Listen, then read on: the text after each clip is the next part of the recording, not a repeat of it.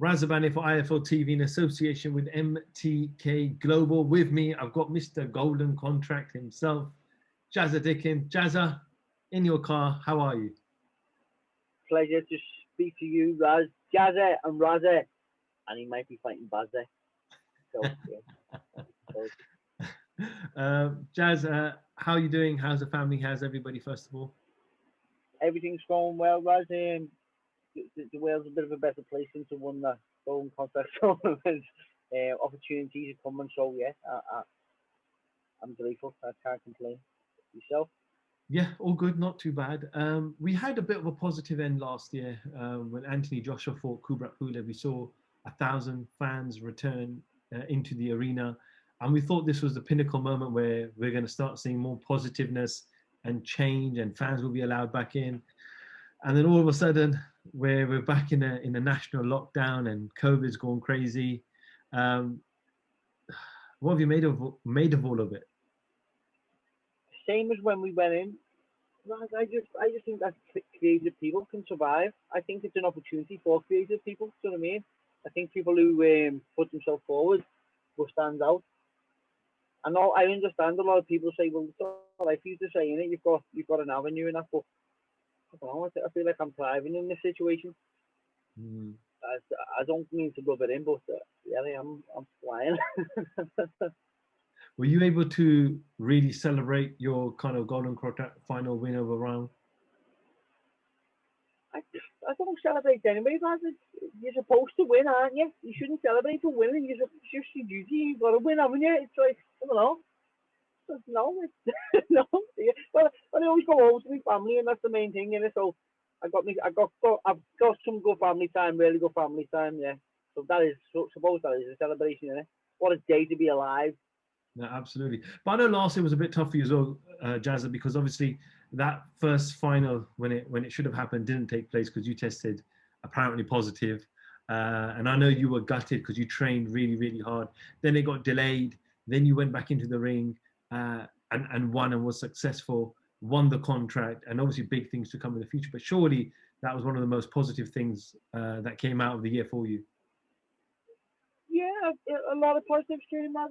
I try to control what I can control, and I'm blessed to have a family around me. I wake up with my kids and my partner every day, so it's like that's all that matters to me, really. I've still got my boxing. A lot of people's jobs have gone and stuff like that, haven't they? So a lot of people are struggling big time, but I've still got my job, my passion, which is boxing, and I've still got my family, so I can't complain about nothing.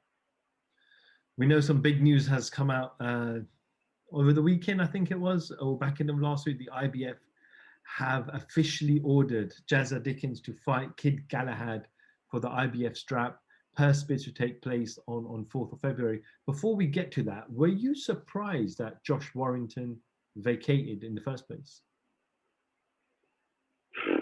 No, Galahad's a really good fighter, and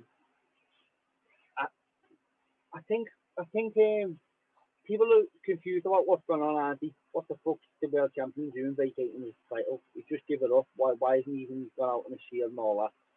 And I think I respect Josh. I think he's a top fighter. From his point of view, I'll make it clear for people watching. Galahad is low reward, high risk, and that's the top and bottom.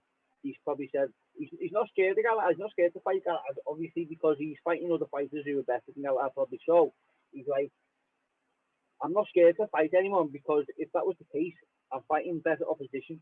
But the point has come where Warrington isn't now trying to be world champion. He's already been world champion. Now he's trying to secure his life, so he can make a lot more money and get a lot more from it by fighting these bigger names, and that's where he's at. I think people just want to say, don't be, just say you give the belt up because you don't want to fight Galahad, and he won't say it because he can't admit that to himself. But the truth is, Galahad is high risk, low reward, and that's the top and bottom, really. So he's vacated the title, but he's not scared to fight Galahad. Definitely not. He's just looking for bigger fights, and I respect him. I think good on him that he deserves it. He's give all his life to boxing. He deserves massive paydays and big nights, and I'm sure that he will get them, but like he has at the same time. The eyes of the armchair fan is that like the Warriors code, as Mancini would say. I don't think so, but I understand why, and he's now thinking with his brain, and now he's a businessman. He's transitioned from a boxer to a businessman. What have you made of Galahad's reaction to Warrington vacating? Because obviously they were supposed to go to Perth-Spiz, and I know Galahad was almost teasing with him and saying Perth-Spiz dates coming soon, etc., etc. But what have you made of Galahad's reaction to Josh vacating? I don't think I've seen it. I've seen it as a little bit of a rant. I've seen the headline. I think it was IFL. I've seen the headline. He's full of shit or something like that. But I think when he's just putting the feelers out there, when he probably got wind that Warrington isn't going to fight him. Probably got wind, and he started getting brave and putting on the internet that he's going to be like, he's going to dodge me, so everyone knows I scared the champion off and all that. That's what these headlines are about, fight. You know what I mean? But I think he just should have won the Galahad fight, the Warrington fight. A lot of people said that he should have. I understand why he's frustrated, but I haven't watched the full interview or nothing like that, so I can't really comment. But I can just say that he just wants everyone to know that he could have fought me and he hasn't, which is true. You obviously have fought Kid Galahad before. Some people may not know. I think it's 6-7 years ago in 2014, where Kid obviously won. What do you remember about that fight? Yeah, it was a big occasion at the time. It was a massive occasion. It was my first British title fight. It was a massive opportunity. Two pair of us. We were both nominated for Young Fighters of the Year, which is a massive thing. There's a lot on the line, do you know what I mean? And it's like whoever wins goes forward with the career, and whoever loses is going to have to rebuild. Do you know what I mean? So we put it all on the line. We were supposed to fight earlier than that, actually. We were supposed to fight for the English title a few months before it. And that went to Perth-Spiz. And it didn't happen. I think they withdraw from the Perth-Spiz. I think they were thinking with the brain. I was thinking with my heart. I'll fight anyone, anywhere, anytime. But he knew that it was a British title fight minimum. There was a lot more to be gained for fighting for the British title. So I have to thank them for having the brains at the time to say, no, we're going to withdraw from this and fight for the British title, do you know what I mean? So I remember a lot about it, do you know what I mean? I remember about the fight. It was a good fight, and I don't want to come up with no excuses why I lost. He was the better man of the night, and yeah, I look forward to it. But when Man United played Man City 7 years ago, I'm sure they were two different teams, weren't they? And it's just the same case here, you know. It's different now, and I'm looking forward to it. He's not playing the same team. You've obviously certainly improved since that fight, without doubt. Would you say he's improved as well, significantly? I haven't watched him. He had a ban, didn't he? He got a ban. I don't know why he got a ban. But yeah, he got a ban, didn't he? So yeah, he lost a bit of momentum. And now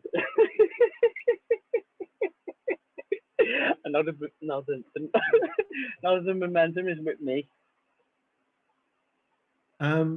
What do you have to do to beat him? Have you looked at his style? Do you look at his punch resistance? Obviously, Josh Warrington, you've said that Josh didn't want to fight Kid because he's high risk.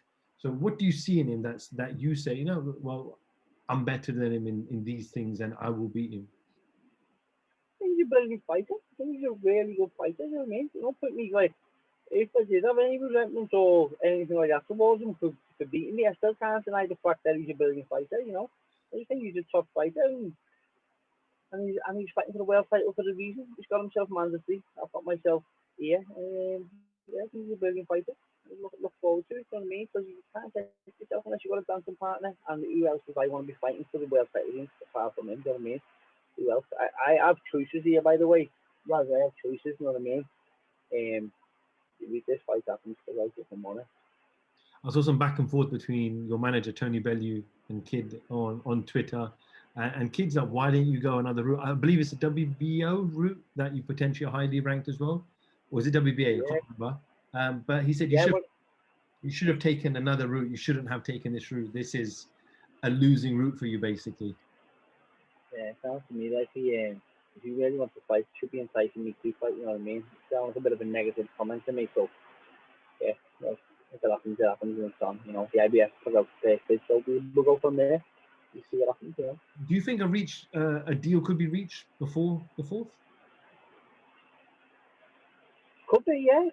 Yeah, depends if other promoters want to know, and like would that be allowed if other promoters want to know? And I definitely do think because we've got really intelligent people around us. I'm lucky I can trust my team. I don't have to say what's going on. I don't even have to think about what's going on. He's obviously got good people around him. Dominic, I think, is Dominic his manager? Maybe. He's been on the game a long time. He understands the game. And so yeah, we don't have to think about that. All we have to do is get ready to fight. And we've got good people around us. And there's massive platforms here who are people who are in touch with. So yeah, we're blessed to have these sources. You know what I mean? Because you've been from like parts of the world where it's not a massive sport. Boxing's flying right now. I think it's a really, really big fight in Britain because going by the social media, going on a bit of a tangent here, Alex. So on the social media, it's like one comment can be, "What the fuck's this? World title fight, who are they?" And you look on the profile and it's someone from America or somewhere else in the world, and then you get, "Wow, what a fight!" The rematch, and then it's someone from Britain. Do you know what I mean? So like it's a massive British title fight, and I'm assuming that it will be staged here in Britain. So yeah, we're lucky really. We'll be in really, really big fights, the world title fight, the genuine world title fight. Jazz, I know it's important to earn financially in the sport of boxing as well. At the end of the day, you provide for your families and your children, etc.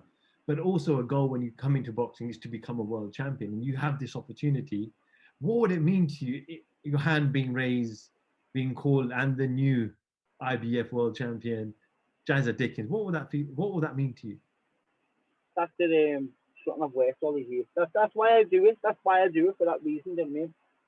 And stuff about finance and stuff like that.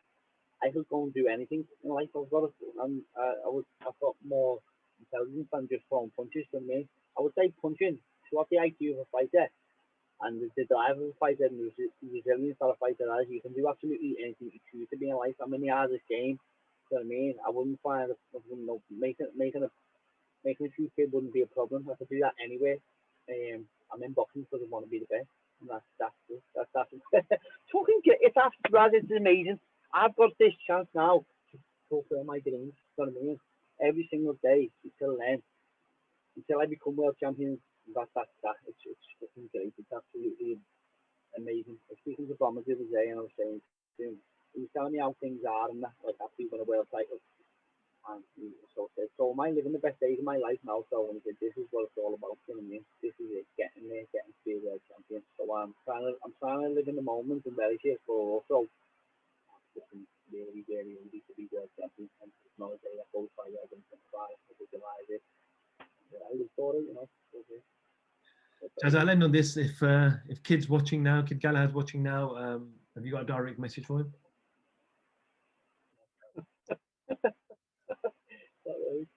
See you there. See you there. Where are you? I'm in the entry. Where are you? See you there. You're not going to provoke him? You're not going to say anything? I don't have to. I don't have to. More than in his head. I'm living in his head, Brent.